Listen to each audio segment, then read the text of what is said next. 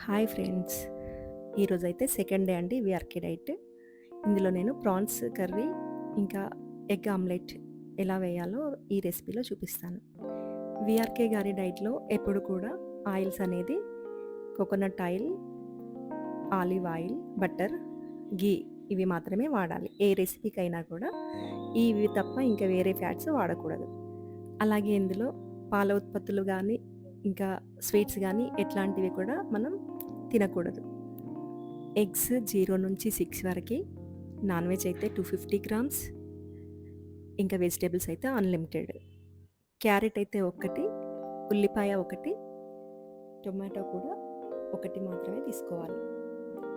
ఈ డైట్‌లో పన్నీర్ వచ్చేసి 100 గ్రామ్స్, చీజ్ వచ్చేసి 20 గ్రామ్స్. ఎలాంటి కూల్ డ్రింక్స్ కానీ, స్వీట్‌నెస్ ఉన్న జ్యూసెస్ కానీ, ఇంకా ఇలాంటి తీపి పదార్థాలు ఏవైనా కూడా ఇందులో తీసుకోకూడదు.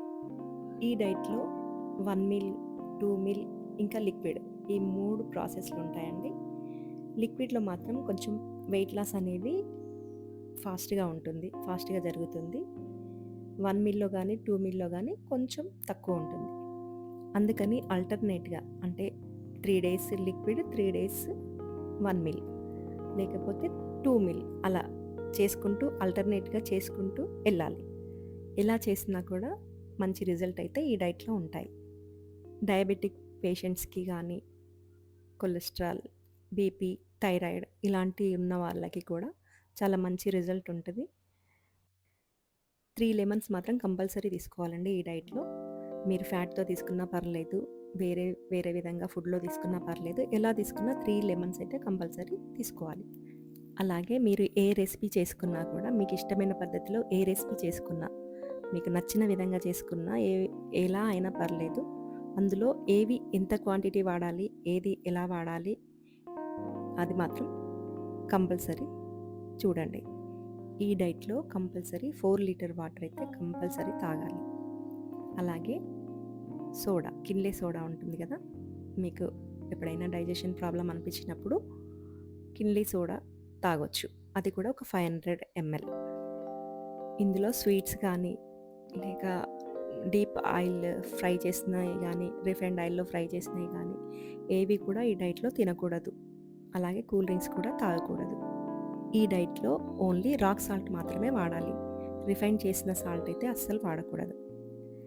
నాన్ వెజ్ 1% నాన్ వెజ్ తీసుకున్నప్పుడు 3% అయితే మనం వెజిటేబుల్స్ అన్నీ తీసుకోవాలి. ఆకుకూరలు కానీ, వెజిటేబుల్స్ కానీ మనకైతే ఏవైతే మనకి ఇచ్చారో అవి మాత్రం తీసుకోవాలి.